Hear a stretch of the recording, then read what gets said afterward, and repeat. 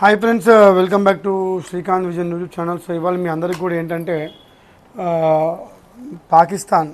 So మీకు అందరికి తెలిసిందే, పాకిస్తాన్ 1947 ఆగస్టు 14న భారతదేశం నుంచి విభజించబడి ఫామ్ అయినటువంటి కంట్రీ అది. సో ఇప్పుడు యుద్ధాలు జరుగుతున్నాయి. సో వాళ్ళు ఏంటంటే కశ్మీర్ మాదని చెప్పేసి వాళ్ళు ఎప్పటి నుంచో మనతో వార్ చేస్తూ ఉన్నారు. కానీ మీ అందరికీ కూడా చెప్పాల్సింది ఏంటంటే, కశ్మీర్ మాట దేవుడు కానీ ఇప్పుడు పాకిస్తాన్ 4 ముక్కలయ్యే అవకాశాలు చాలా కనబడుతుంది. ఎస్, పాకిస్తాన్ కంట్రీ ఇప్పుడు 4 ముక్కలుగా మారబోతుంది. అది ఎలా అంటే మీకు అందరికి కూడా పాకిస్తాన్ మ్యాప్ చూపట్టి మీకు ఎక్స్ప్లెయిన్ చేస్తున్నాను. అలాగే మీకు పిఓకే అంటే కూడా ఈ వీడియో చెప్తాను. చూడండి, ఇది పాకిస్తాన్ యొక్క మ్యాప్. మీరు ఒకవేళ అబ్జర్వ్ చేస్తే ఇది పాకిస్తాన్ యొక్క మ్యాప్. సో ఇది ఈ ప్లేస్ బలోచిస్తాన్ అంటారు. ఇది సింధ్. ఇక్కడ మీకు పైన పంజాబ్ ఉంది అండ్ ఇక్కడ చిన్న పార్ట్ పైన ఉంటుంది. దీన్ని మనము కేపీ అంటారు. ఈ పార్ట్ని కేపీ అంటారు. సో ఈ 4 ప్రావిజన్స్, ఫర్ ఎగ్జాంపుల్ మన ఇండియాలో ఎట్లయితే మనకి 28 రాష్ట్రాలు ఉంటాయో, సో ఇక్కడ ఏంటంటే పాకిస్తాన్లో ఈ 4 ప్రావిన్స్లు అనేవి చాలా చాలా ఇంపార్టెంట్ ప్రావిన్స్లో వాళ్ళకి. సో ఇక్కడ మీరు ఇంకొక మ్యాప్ కూడా చూస్తే ఇవ్వండి, ఇలా వాళ్ళని డివైడ్ చేస్తారు. సింధు, పంజాబు, బలోచిస్తాను, అలాగే మనకి అదేమంటారు 4 పార్ట్స్ ఉంటాయి. సో ఇందులో ప్రాబ్లం ఏంటంటే ఫస్ట్ వచ్చేసి బలోచిస్తాన్. ఈ మధ్య మీరు వార్తలలో చాలామంది కూడా బలోచిస్తాన్ అనే పేరుని మీరు చాలా వింటున్నారు.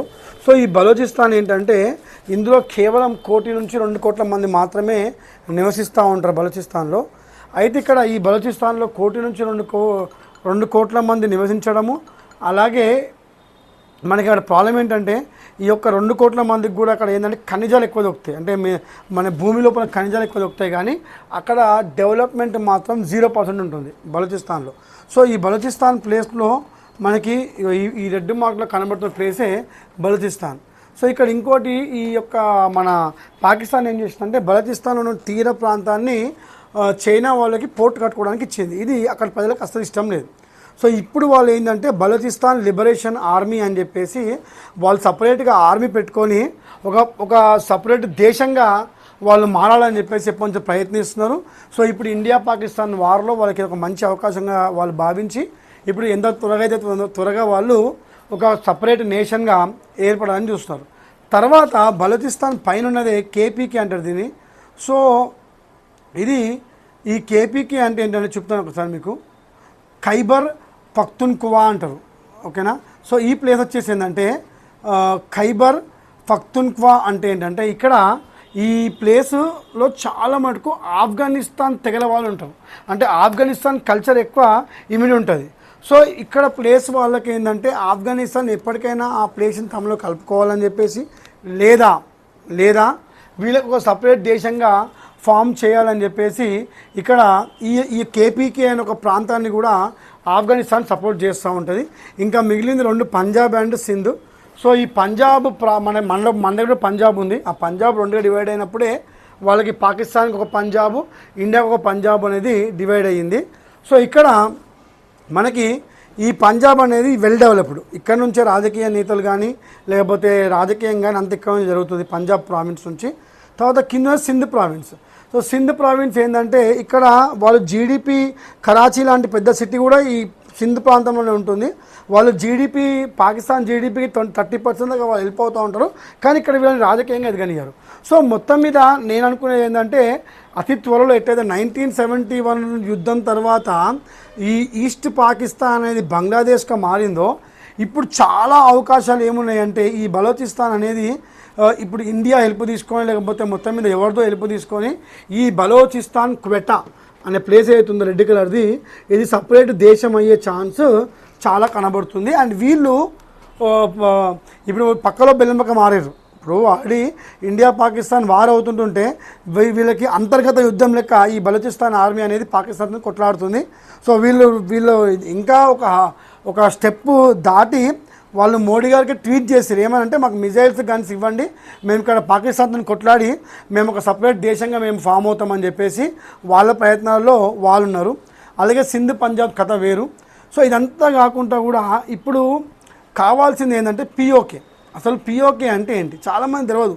ఇండియా మ్యాప్ అనగానే మనకి అఖండ భారత్ మ్యాప్ చూస్తాము, కానీ మీకు అందరికీ కూడా పిఓకే మ్యాప్ చూపెడుతున్నాను ఒకసారి. చాలామంది పిల్లలకు తెలియదు, స్టూడెంట్స్కి నా వీడియోస్ చూసే వాళ్ళకి చూపెడతాను. సో ఈ పిఓకే అంటే చూడండి, ఇది యాక్చువల్గా పైన మీకు చూపెట్టే జమ్మూ కాశ్మీర్ మ్యాప్. ఎప్పుడైనా సరే చాలామంది మీకు చూపెట్టేది ఇక ఇదే, ఇది ఈ మ్యాప్ చూపెడతా ఉంటారు, జమ్మూ కాశ్మీర్ మ్యాపు. ఇవ్వండి, ఇది జమ్మూ కాశ్మీర్ మ్యాప్. సో ఇక్కడ మీరు అబ్జర్వ్ చేస్తే ఈ గ్రీన్ కలర్ ఏదైతే ఉందో ఇది మన ఇండియా మ్యాపే. యాక్చువల్గా చెప్పండి ఇండియా మ్యాపే. కానీ 1947లో ఎప్పుడైతే మనకి ఇండిపెండెన్స్ వచ్చిందో రాజా హరిసింగ్ గారు ఇంకా అప్పటికి మనకి ఇవ్వకపోవడంతో ఈ ప్రాంతాన్ని ఏదైతే ఉందో పాకిస్తాన్ ఆక్యుపై చేసుకుంది. సో మనకి బార్డర్ అంటే ఇప్పుడు ఈ పార్ట్ కాదు, బార్డర్ అంటే మనకి పాకిస్తాన్తో ఇది లైన్ ఆఫ్ కంట్రోల్. సో ఇక్కడ ఏదైతే ఉందో సో ఇది మనకి లైన్ ఆఫ్ కంట్రోల్, ఇది పిఓకే. ఇప్పుడు మనకి ఇది పాకిస్తాన్ ఆక్యుపైడ్ కాశ్మీర్. అలాగే ఈ చిన్న పార్ట్ ఉంది కదా, దీన్ని ఏమంటే territory ceded to Pakistan by China. ఇప్పుడు ఈ చిన్న పార్ట్ ఉంది కదా, ఇది కూడా ఇండియానే. కానీ ఇది పాకిస్తాన్ వాళ్ళు ఏం చేస్తారంటే ఈ పార్ట్ని మన చైనాకి గిఫ్ట్ ఇచ్చింది 1963లో. అలాగే కొంచెం పార్ట్ చైనా కూడా ఆక్యుపై చేసుకుంది మనది. అదే ఈ పార్ట్ ఆక్సాయ్ చీన్ అంటాం, ఈ పార్ట్. సో మొత్తం మీద జమ్మూ కాశ్మీర్ అంటే ఇప్పుడు ఇదే ఈ పార్ట్. అలాగే 1999లో మనకు యుద్ధం జరిగింది కదా, కార్గిల్ యుద్ధం. ఇది ఇక్కడ ఇది కార్గిల్ యుద్ధం. సో ఇది India China line of actual control అంటారు దీన్ని. సో మొత్తం మీద సో ఇది మనకి పాకిస్తాన్ రేపు ఫ్యూచర్లో 4 పార్ట్లుగా డివైడ్ అయ్యే ఛాన్సెస్ చాలా ఉన్నాయి. సో ఇది సో మీకు ఇంకా పర్ఫెక్ట్ కూడా ఎక్స్ప్లెయిన్ చేస్తాను. ఇప్పుడు యాక్చువల్లీ మీరు డైలీ మ్యాప్లో వేసే జమ్మూ కాశ్మీర్ ఇది అందరం కూడా మన ఇండియా మ్యాప్ పరంగా చిన్నపిల్లలకి పొలిటికల్ మ్యాప్ అయినా సరే లేకపోతే ఏ మ్యాప్ అయినా సరే చాలామంది పిల్లలకి ఇచ్చేది ఇది. సో ఇది జమ్మూ కాశ్మీర్. కానీ ఇప్పుడు మీకు చూపిస్తా చూడండి, ఈ జమ్మూ కాశ్మీర్లోనే ఎంత మీకు ప్రాబ్లం ఉందో ఇప్పుడు చూపెడతాను చూడండి.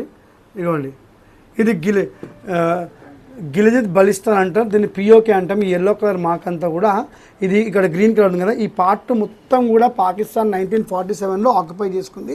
అండ్ పైన ఈ చిన్న పార్ట్ ఉంది కదా, ఇది పాకిస్తాన్ ఏం చేసిందంటే చైనా ఎప్పటికైనా మనకి యుద్ధం వచ్చినప్పుడు హెల్ప్ చేస్తుందని చెప్పేసి ఈ పార్ట్ని చైనా గిఫ్ట్ చేయడం జరిగింది. అయితే మీకు అందరూ తెలియదు అంటే మనం ఒక వార్ ఓడిపోయినాం చైనాతో. సో అది 1962లో అయింది వార్, అది చైనాతో అయింది. అప్పుడు ఈ ఆక్సాయ్ చీన్ అని చెప్పేసి occupied by China since 1962 Indo China వార్లో అయింది ఇది. సో ఇప్పుడు ఇది లైన్ ఆఫ్ కంట్రోల్ చైనాకి, ఓకేనా. ఇది లైన్ ఆఫ్ కంట్రోల్ ఏమో ఈ ఎల్లో పార్ట్ అంతా కూడా Pakistan. So red colour part మాత్రమే ఇప్పుడు ఇండియా పట్టుంది జమ్మూ కాశ్మీర్ పైన. సో పాకిస్తాన్ ఏంటంటే ఈ రెడ్ కలర్ కూడా మొత్తం ఆక్యుపై చేసుకోవాలని అనుకుంటుంది. కానీ ఇప్పుడు ప్రాబ్లం ఏంటంటే ఎట్లయిపోయిందంటే వాళ్ళకి పిఓకే కాదు, వాళ్ళ దేశంలోనే బలతిస్తున్న కొత్త కంట్రీ ఫామ్ కాబోతుంది ఇప్పుడు. సో ఈ వార్ అనేది రేపు పొద్దున ఈ ఆపరేషన్ సింధూర్ అనేది ఏంటంటే మనని కాపాడుకుంటూ రేపు ఫ్యూచర్లో కొత్త దేశాన్ని కూడా ప్రకటించవచ్చు. 1971లో మనము పాకిస్తాన్తో వార్ అయినప్పుడు ఈస్ట్ పాకిస్తాన్ని బంగ్లాదేశ్గా మనము కంట్రీగా చేసి గిఫ్ట్ ఇస్తాం వాళ్ళకి. సో ఇప్పుడు అయ్యే వార్లో కూడా ఫస్ట్ ఏదైనా కంట్రీ ఫామ్ అవుతుందంటే బలూచిస్తాన్ కంట్రీ ఫామ్ కావచ్చు. అండ్ ఇంకోటి ఏంటంటే దేశ ప్రజల యొక్క చిరకాల కోరిక ఏంటంటే పిఓకే, పాకిస్తాన్ ఆక్యుపైడ్ కాశ్మీర్ని మళ్ళీ మనము గెట్ బ్యాక్ చేసుకునే లక్ష్యంగా అందరూ పనిచేస్తున్నారు, ఆర్మీ అందరు కూడా. కాబట్టి దేశంలో ఉన్నటువంటి త్రివిధ దళాల యొక్క ఏవైతే సోల్జర్స్ ఉన్నారో వాళ్ళకందరం కూడా సంఘీభావంగా వాళ్ళకి మనోధైర్యాన్ని నింపడానికి మనందరం కూడా డైలీ దేవుళ్ళని ప్రార్థించాలి. అలాగే సోషల్ మీడియాలో ఎటువంటి అబద్ధపు మెసేజ్లను నమ్మకండి. ఏటీఎంలో డబ్బులు అయిపోతున్నాయి, ఏటీఎంలు బంద్ అయిపోతున్నాయి, ఎయిర్పోర్ట్లు బంద్ అయిపోతున్నాయి, కర్ఫ్యూ విధిస్తున్నారు, అన్నం దొరకదు, సున్నం దొరకదు అని చెప్పేసి చాలా సోషల్ మీడియాలో తప్పుదో పట్టిస్తారు. ఎవ్వరు నమ్మకండి. So let's see what will happen in coming days. Thank you very much.